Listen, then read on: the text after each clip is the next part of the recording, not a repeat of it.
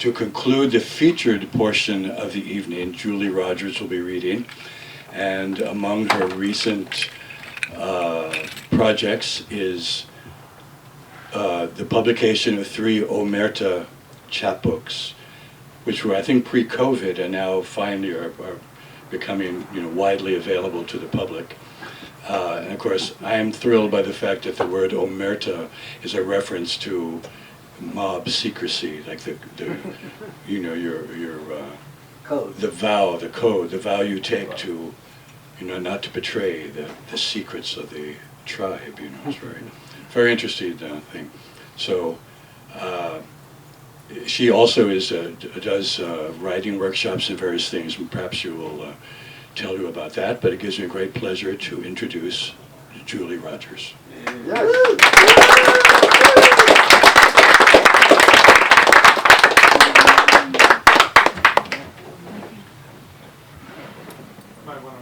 Where are you, Peter?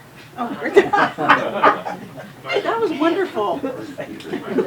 I loved it. That's all right. I couldn't see me either. Does that mic need to come down a bit? Is that? Yes. Yes, it does. Thank you.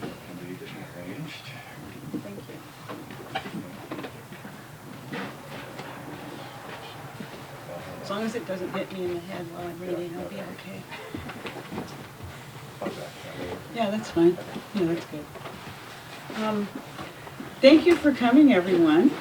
And I really want to thank Eric and Bird and Beckett for having this fabulous venue, which is also one of the most notable and hottest jazz clubs in San Francisco. So everyone should come, including me, who hasn't for a really long time. But this is a great place, and we're all indebted to Eric for being a community service project. Yeah.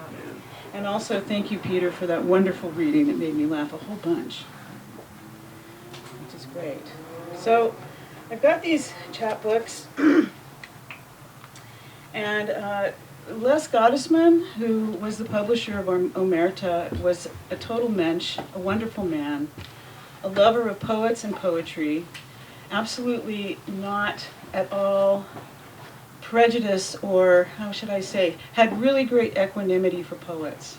Published people that were totally unknown and people who were immensely known, and loved all of it. So I'm just so grateful to him, and I wish he were here. And he'd asked for some poems.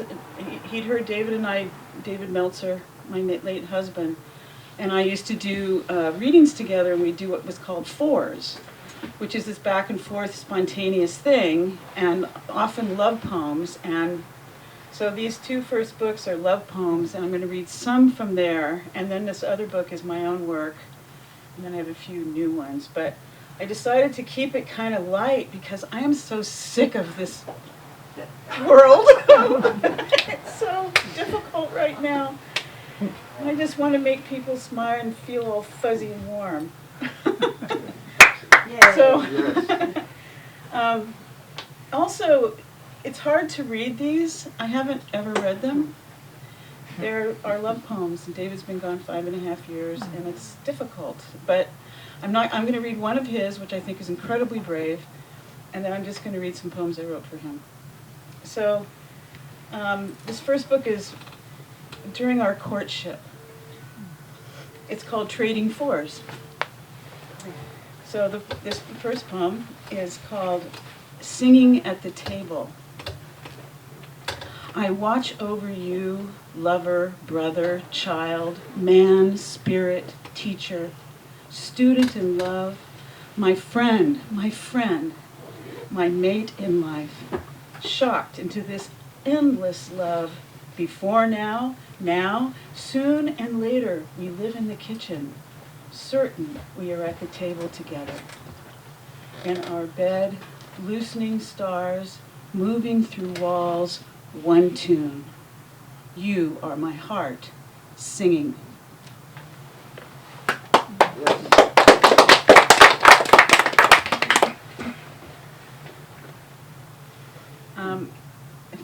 If you knew David, this is so him. It's called how you fill a room. You are in it. As you walk across hardwood's uneven percussion into the kitchen, as you lay out plates, a pair of flutes, candlelight, as you roll closer on your chair, mi amor, your eyes gleam. When we bathe, the mirror steams with us. At night, your voice quakes the dark, my ear on your neck, my mouth. You wake if I leave your side.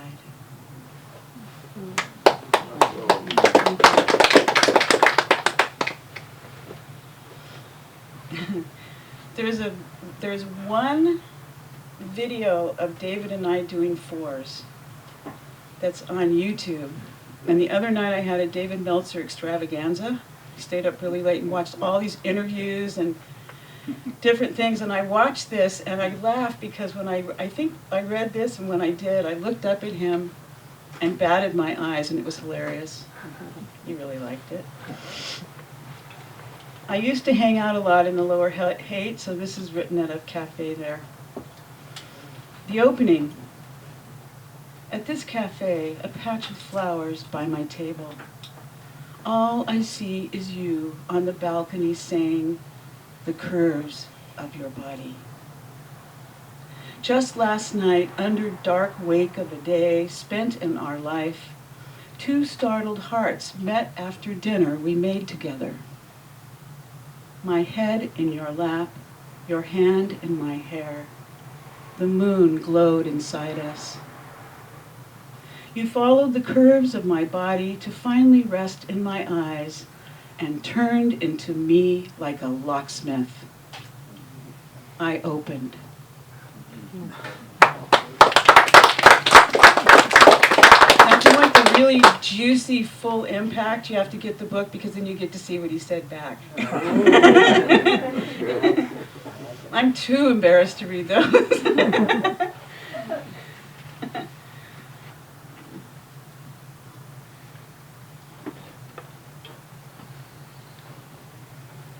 I remember when I did one of my first readings many, many years ago, this little girl stole my cup of water and wouldn't give it back. And I was so nervous. I had like sweat pouring out of my armpits, but my mouth was completely dry. It's like all the liquid in my body descended. And she wouldn't give me back this cup of water. And I'm like, my lip is up here. I'm like, please give me back my water. Gotta have that. Mean little girl. So this is another poem. It's called Book. And actually this is the book that we got married during. So and the cover picture is actually taken by my niece, Ariel Gonzalez, who did a whole photo shoot for us for our CD, which I happen to have here tonight, if anyone's interested. But it's a really great picture of David. Book. In your chair, your cave, head bent to book, your prayer, your cradle. Quiet lights your eyes, fingertips, bowing spine, wooing mind from its house of white head atop an old man disguise. Dog-eared trappings of sage, sweatshirt loose on bones ground down into flesh you wrestle daily.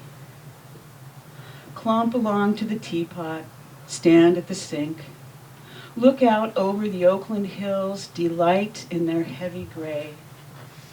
Pause on the walk back to swallow titles, each a cell that fled your body for the shelves. Pause again, look in on me, still across the bed, my skin your page, belly of words, mythic dark patch. Your full quill, breasts, oh, love's round letters will write your poems. But today you are reading.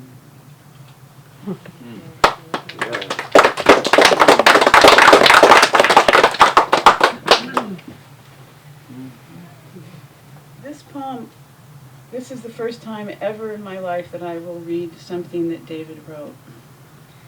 And this was the last poem he wrote for me, and it might have been his last poem, but I'm not sure.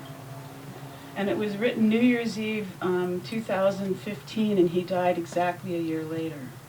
So it's kind of notable that way. And it's called Re, as in R-E, like regarding, R-E colon. So it's Re 2016. Rejoice that we are here, that we love each other, that we treasure and value each other. Relax in the flux of moments flowing with grace. Reveal our core heart, our moment, our possibilities. Revel in the wonders surrounding us. Realize everything and nothing as one. Recognize every second of our impermanence. Retreat into no self-aware. Resist resistance, accept acceptance. Renew our love, our life. Recognize our precious gift in every moment. Reflection on water changing, never the same.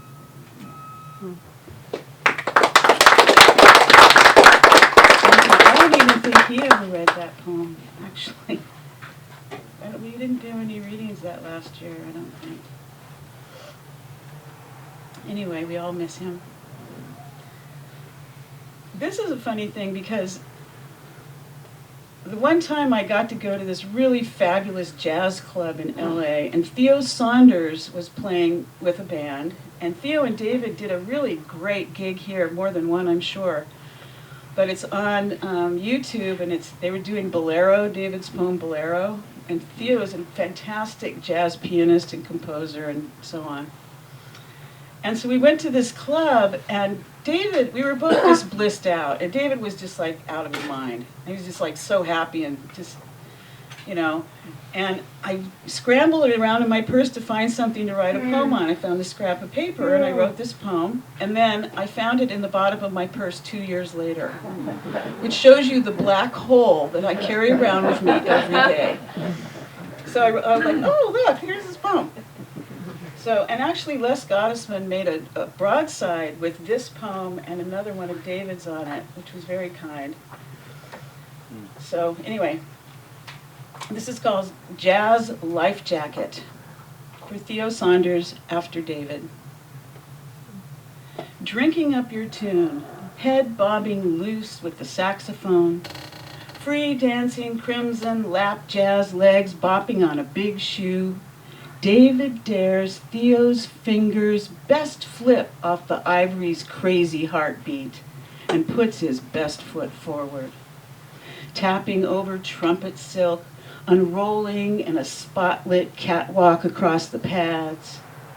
Bass stroking sleep cat claws along strings tightrope. Solo bongo hands tracing the skins below Theo's piano, plunging onward. Pulling David into wild rapids, heading upstream.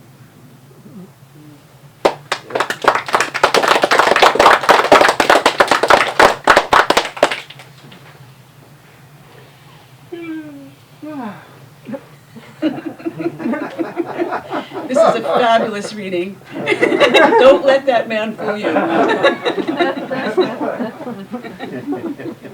It is. Oh, no, I was kidding. Okay, this is this book, Life on Earth. And these poems are, around for a while. This first one, I was one time visiting Joanne Kiger. I got lucky and I got to spend a whole afternoon with her. And she told me this thing that Suzuki Roshi had said to her. So that's the title in the first line is his statement. They're in quotes. Anyway, this is called The Majority. The majority of us are not. Zen Master said this just the other decade, and now he is not too. Those words flew from his mouth without a head count and get stuck in ours. Think about it. No way to catch up. The dead have it. Roll call is endless.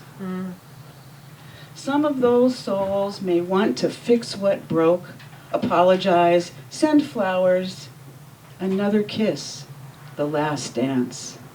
Yet, we are now able to sit, watch the sky from this side, and share breath. Let us not forget.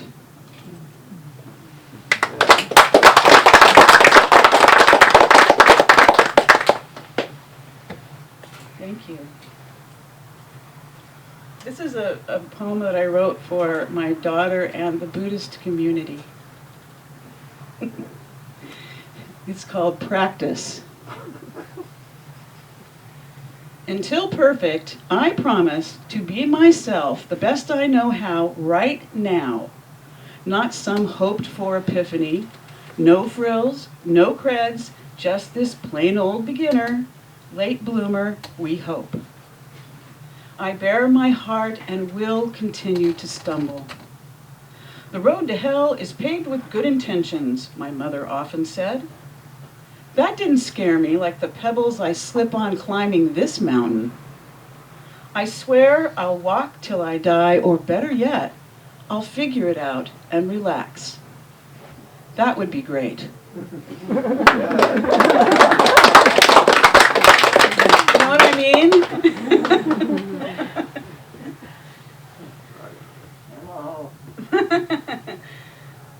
Okay. This poem is from a manuscript that I've been writing for 39 years. It still isn't published. It's for my daughter. It's called Lovebird. It's poems for her since I was pregnant until last week. So that was 38 years or so. And so this is for Sangye, and the poem is called Hen House. The mother is never done. Her hands work her heart, Play-Doh shapes.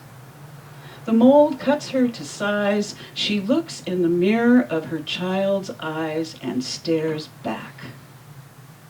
She holds a bottle, a receiver, a broom, remembers not knowing what to do, but she never stops talking. Her voice an alarm clock, bullhorn, lullaby, crackling long distance, muttering under her breath, quick prayers, hopes like great clouds on the horizon. She tells herself to let go. All birds fly. She cleans and cleans the nest, its emptiness, its clutter of songs. She learns to sing a new tune. She's off key, but carries on late at night when the other hens are quiet.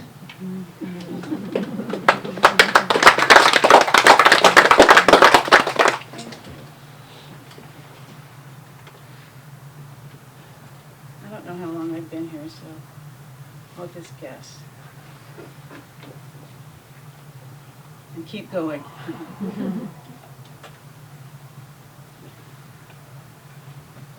This is another poem for my daughter. I mean, I could have written it for myself, and in fact, I write all of these for myself. I admit it. but I dedicate it to Sangye. This is called Worldview. If you get stuck by love, the thorn of roses through your heart, the soles of your shoes, spearing your mind, thoughts pierced by the hottest poker there is, straight out of the fire and through you, far beyond Cupid's raw arrow, deeper. We're talking harpoons here. Love so tough it takes you down to the floor to face your reflection in the linoleum. The heart you imagine yours, lost. Your personal balloon's ephemeral skin popping mid-air, your very essence blowing out everywhere.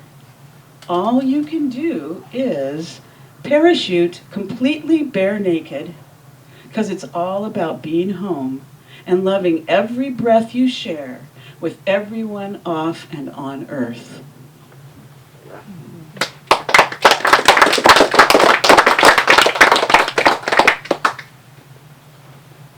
Okay, I might break down and read one political commentary. I know I've read it here before, but I like this poem. And it's for our former president. It's called "The Country as a Toilet."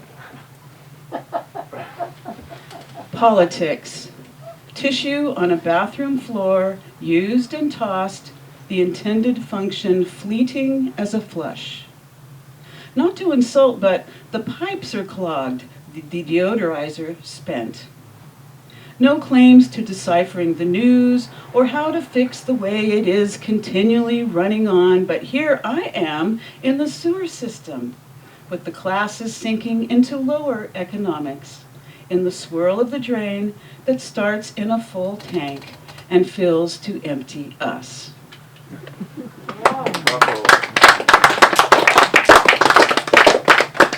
Thank you. I'm glad we agree.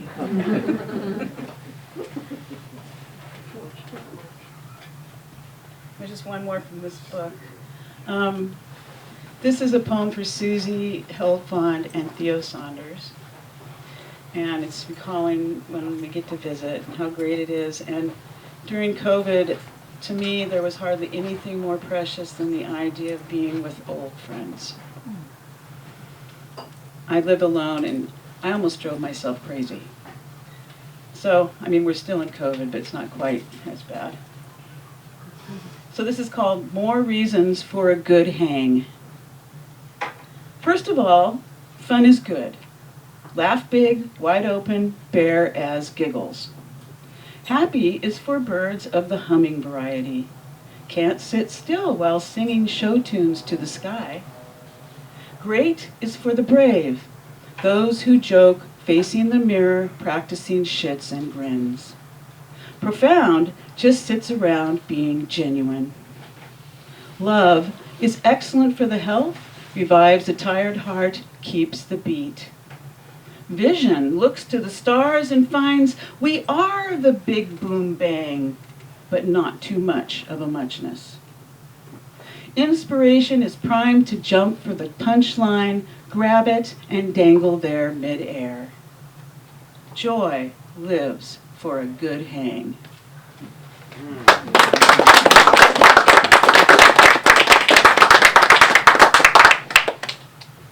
I'm not going to read all the really tormented poems that are in this book tonight. So here's some more kind of silly poems. I'm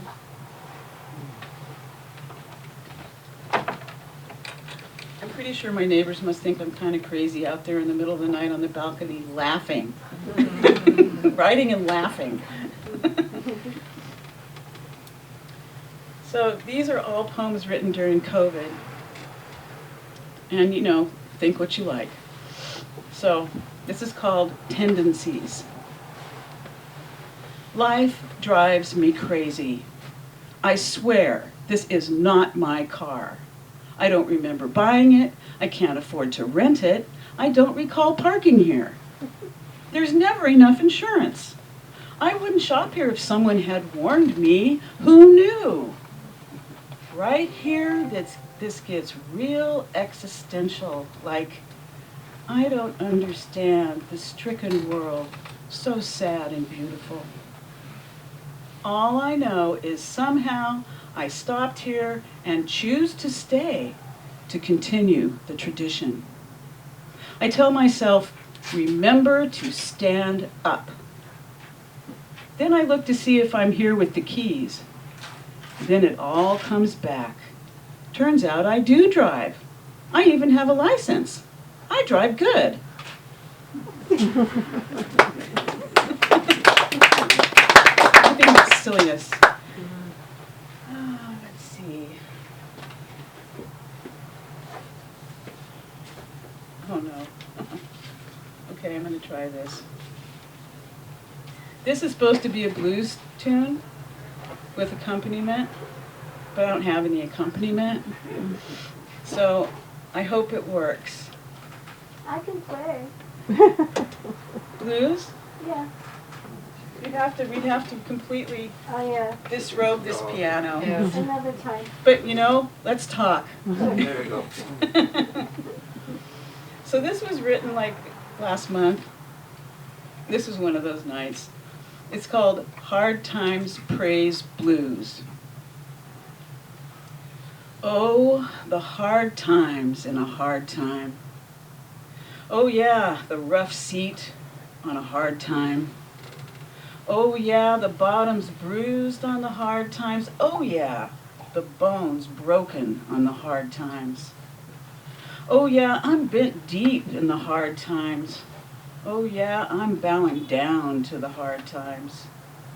Oh yeah, it's real dark in these dark times. Oh yeah, it's a real mess in these dark times. Oh yeah, I'm a way through these dark times. Oh yeah, I'm a match for dark times. Oh yeah, I'll be a light through dark times. Oh yeah, I'm a headlamp in dark times. Oh yeah, I got some gloves for hard times. Oh yeah, I got hands, soap, masks, courage. Oh yeah, I got some hope in dark times. Oh yeah, I'll give my best in hard times. Oh yeah, I'll love the world through these times. Oh yeah, I'm here for you for all time. Oh yeah, I've got my heart right this time. Oh yeah, I got it good. Julie, one or two more?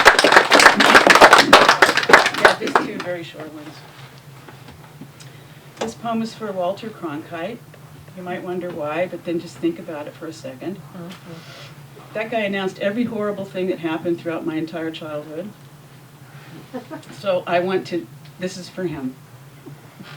Finally, good news. We all love. It's incredible, historical, and becomes habitual. The ruckus is relentless. Folks let loose. Sparklers twirl in the hearts of the masses. Everywhere goodness erupts with no effort. Suddenly, we want to be nice to everyone, and we can't wait to give. We stop to listen and truly say what we mean. We don't fight, we live to love completely, seeing our folly clearly, making light of all we can laugh about as we weep together. Gathered, we stand, embrace, and finally agree. This is the news, and that's the way it is. And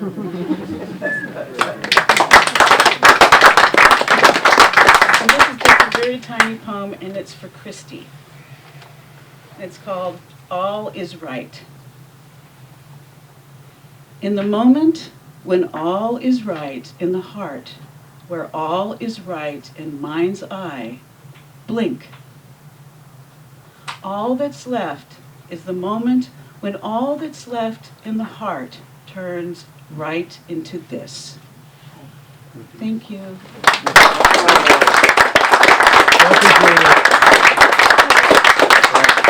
Let people know there's a little tip jar here. The poets do get a little honorarium, but of course, you know, they have voracious appetites, so spare $1 or two, you'll be put to good use, I'm quite sure. So. Oh, I was told to Dollars to say poets. there's chapbooks available. There's a